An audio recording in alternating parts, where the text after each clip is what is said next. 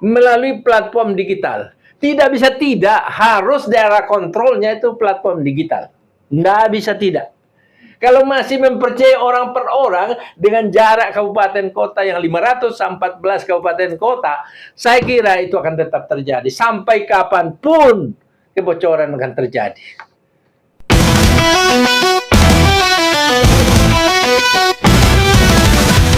Ya, perjalanan, kalau ditanyakan mengenai perjalanan makan gizi gratis, sejak awal saya katakan bahwa ini adalah program pemerintah. Program pemerintah yang disetujui oleh DPR RI. Jadi di dalam anggaran pendapatan belanja negara itu dicantumkan mengenai program MBG itu di dalam pasal 22. Itu dikatakan anggaran pendidikan semua maksud pada ayat 1 termasuk untuk pendanaan operasional penyelenggaraan pendidikan. Dan di dalam pasal 22 dikatakan pendanaan operasional penyelenggaraan pendidikan termasuk, termasuk program makan bergizi pada lembaga yang berkaitan dengan penyelenggaraan pendidikan baik umum maupun KL. Jadi dalam Undang-Undang Anggaran Pendapatan dan Belanja Negara nomor 17 tahun 2025 itu dimuat. Nah, dalam perjalanannya kan banyak sekali koreksi masyarakat dan itu mesti dihargai juga kan. Artinya masyarakat memperhatikan kemajuan daripada program MBG ini. Dengan tentu memberikan ada juga kritik-kritik yang tidak dasar direkayasa, tapi tidak ada masalah. Kritik-kritik tujuannya untuk supaya lebih maju kan MBG itu. Nah, dalam kenyataannya anggaran yang sekitar, kalau dia anggaran pendidikan itu 769 triliun dari 3.800 APBN, anggaran pendapatan belanja negara, itu yang 20% itu dialokasikan untuk anggaran pendidikan dan penyelenggaraan pendidikan. Ditulis penyelenggaraan pendidikan. Jadi koreksi masyarakat ini untuk meminta menghentikan kepada Presiden, saya tegaskan bahwa hal itu tidak mungkin dilakukan oleh Presiden. Kenapa tidak mungkin dilakukan Presiden? Karena program ini memang sudah tertuang dalam Undang-Undang nomor 17 tahun 2025. Sudah tertuang di sana. Jadi kompetensi Presiden untuk menghentikan itu tidak ada. Yang ada adalah harus dibahas kembali di DPR RI sebagai kompetensi pembuat legislasi. Yang kedua, kompetensi membuat budget APBN, dan ketiga, kompetensi pengawasan. Itu. Jadi sekali lagi saya tegaskan, Bapak Presiden tidak punya kewenangan menghentikan itu. Nah, bahwa dalam perjalanannya ada hal-hal penyimpangan sana sini, itulah yang dia amati selama ini. Jadi tidak bisa dihentikan, tetap berjalan ini MBG, tetapi ada koreksi-koreksi yang relevan dan terbukti. Nah, Bapak Presiden juga dalam melakukan tindakan terhadap sejumlah pengurus inti dari MBG, itu tidak serta-merta dilakukan. Dia melalui pertimbangan-pertimbangan yang matang dan didahului dengan pemeriksaan Badan Pemeriksa Keuangan. Sehingga muncullah kerugian negara. Yang namanya korupsi kan harus ada kerugian negara. Atau membuat orang, memperkaya orang dari kerugian negara itu. Nah, itu. Jadi sampai di situ saya sampaikan pada teman-teman wartawan bahwa ya program MBG itu sudah tertuang dalam Undang-Undang nomor 17 tahun 2025 tentang anggaran pendapatan belanja negara tahun 2026. Sudah tertuang di situ. Nah, diambil dari anggaran pendidikan dan penyelenggaraan pendidikan yang nilainya 769 triliun, itu 20% dari 3.800 triliun anggaran pendapatan belanja negara. Ya, asas praduga tak bersalah dianut oleh negara ini. Tetapi Bapak Presiden itu dalam melakukan tindakan sudah didahului dengan pemeriksaan tentang kebocoran uang negara melalui Badan Pemeriksa Keuangan Negara. Dan itu datanya valid. Sehingga pemberhentian dari Kepala BGN ini, Badan Gizi Nasional ini, adalah sangat penting dilakukan dengan siapa-siapa saja di situ yang terlibat, yang memakan uang negara seperti itu. Menurut saya, tindakan Bapak Presiden ini adalah satu tindakan di mana memang selaras dengan dia punya statement bahwa saya akan berantas korupsi. Itu adalah dia buktikan, kan? Ya, dia buktikan bahwa saya akan berantas korupsi. Nah, kalau ada masyarakat yang ingin supaya dihentikan, tidak mungkin dihentikan. Saya ulangi, tidak mungkin program makan bergizi nasional di bawah MBG itu tidak mungkin dihentikan karena ini adalah undang-undang. Undang-undang, saya ulangi, Undang-Undang 17 tahun 2025 tentang anggaran pendapatan belanja negara tahun 2026. Nah, kalau undang-undang, Bapak Presiden tidak memiliki kompetensi atau hak apapun untuk menghentikan. Nggak bisa. Bahwa memperbaiki ya. Memperbaiki prosedur, kemudian tingkat kebocoran, pencegahan kebocoran, dan penempatan personel yang memiliki kapasitas dan niat baik bagi negara ini, ya. Tentu Bapak Presiden memperhatikan hal itu. Kalau menurut saya, manfaatnya kan itu ada multiplier efeknya akan timbul. Pasti ada implikasi multiplier efek dalam bentuk-bentuk misalnya penyediaan sayur, penyediaan apa-apa, telur, dan lain sebagainya, multiplier efeknya. Tapi kalau dilihat daripada misalnya prosedurnya, itu masih mungkin beberapa hal perlu perbaikan.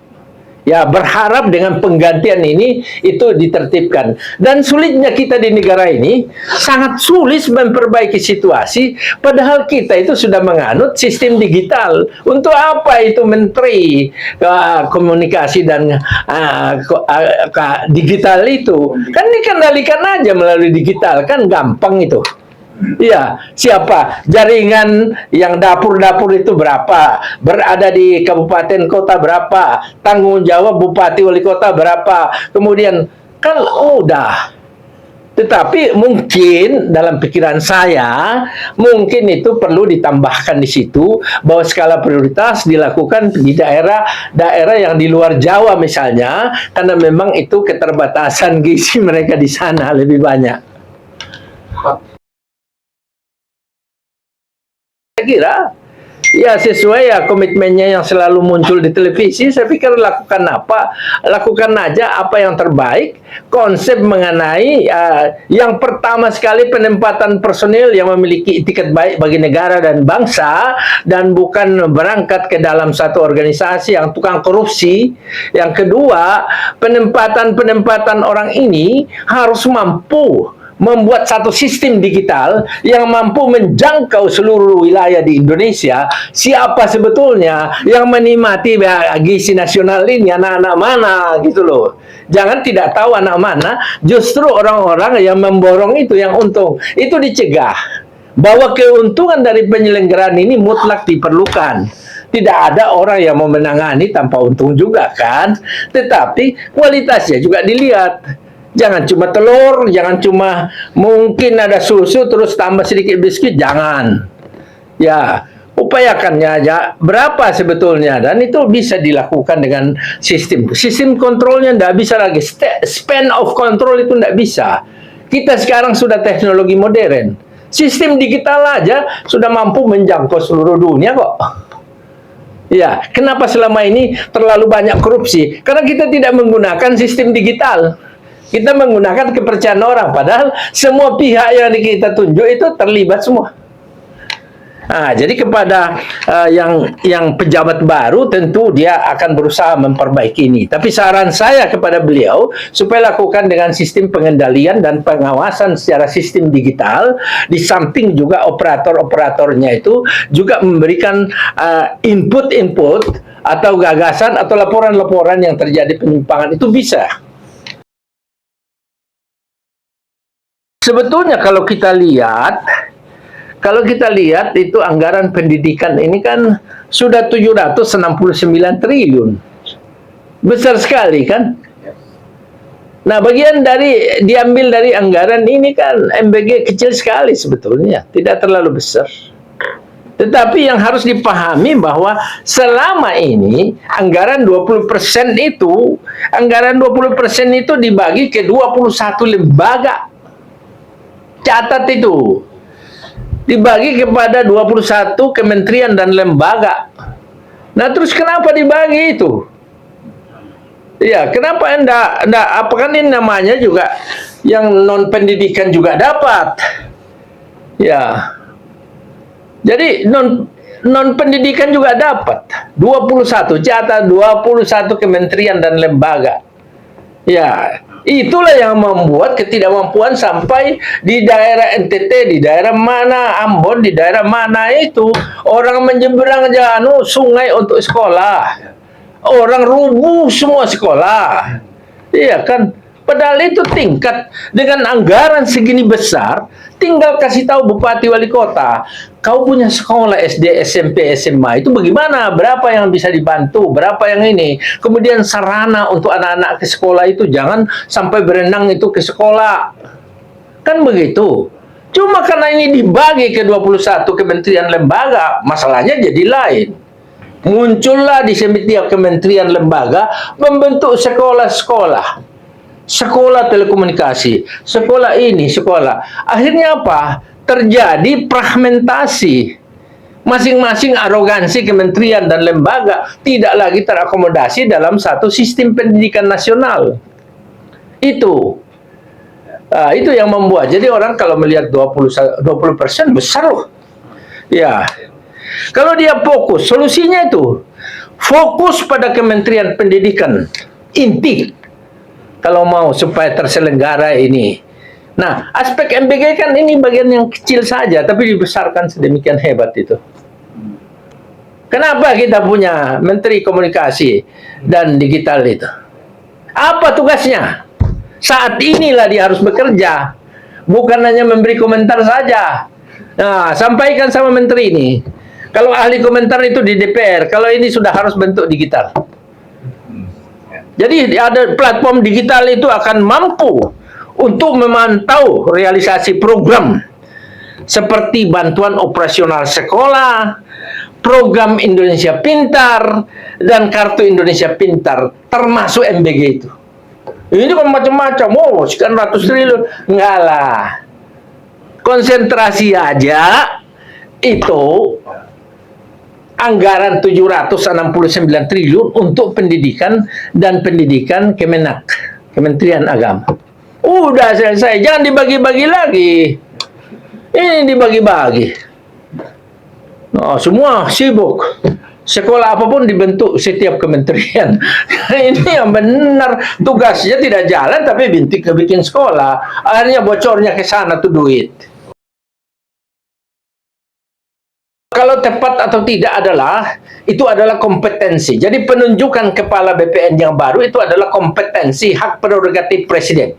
Tidak ada orang yang bisa menilai dan termasuk saya. Ya, jadi penunjukan itu adalah terkait dengan kebijakan dan hak prerogatif presiden, dan saya pastikan bahwa beliau sudah punya pertimbangan menunjuk ibu itu. Nah, harapan tentu kepada itu kan selalu kita sebagai warga negara yang baik, kita memikirkan negara ini supaya lebih baik ke depan kan. Tentu yang pertama dipikirkan bagaimana supaya tidak terjadi kebocoran dalam pelaksanaan anggaran kan.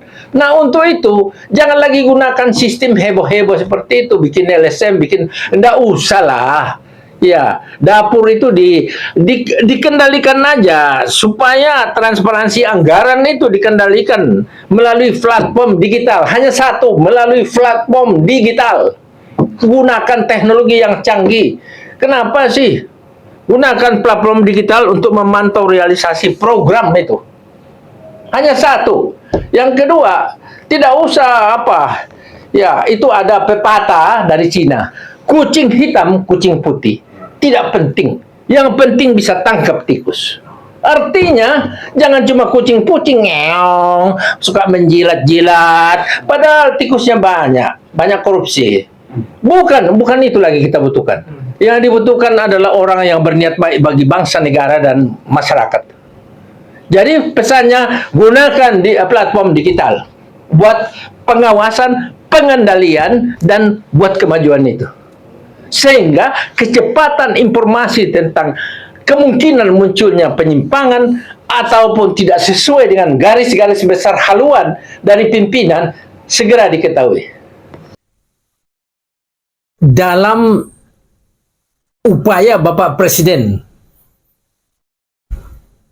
lebih tegas terhadap pemberantasan korupsi maupun penggelapan uang negara dan menindak pelaku-pelakunya, maka harus saya katakan saat ini dan yang lalu-lalu juga saya menyampaikan apresiasi yang sangat tinggi kepada Kejaksaan Agung dan seluruh komponen, baik Kejaksaan Tinggi, Kejaksaan Negeri, yang selama ini saya lihat sudah memiliki kinerja yang sangat bagus dalam rangka penegakan hukum terkait dengan tindak pidana korupsi.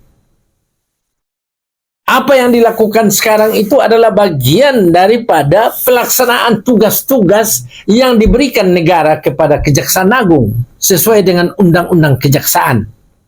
Dan tentu ini adalah sangat membawa nilai tinggi dan manfaat besar bagi menunjang kebijakan atau memperkuat kebijakan Bapak Presiden kita, Bapak Presiden Prabowo. Jadi sekali lagi, upaya Kejaksaan Agung maupun seluruh komponen yang berada, Kejaksaan Tinggi, Kejaksaan Negeri, dan seluruh aparatur yang ada dalam kejaksaan, saya sampaikan apresiasi yang tinggi. Selamat Pak, dan tetap lanjutkan tugas-tugas untuk memberantas ya segala orang-orang yang tidak berniat baik bagi negaranya ini, bagi negara kita. Saya kira itu aja yang saya mau sampaikan kepada apresiasi saya yang sangat tinggi kepada Kejaksaan tentang upaya mendukung langkah-langkah Bapak Presiden buat suksesnya pembangunan nasional. Terutama langkah-langkah ini adalah untuk kepentingan rakyat secara menyeluruh. Saya ulangi, kepentingan rakyat secara MBG adalah untuk kepentingan rakyat secara menyeluruh. Dan dengan MBG ini akan nampak mana-mana orang yang mesti dibantu, mana yang tidak.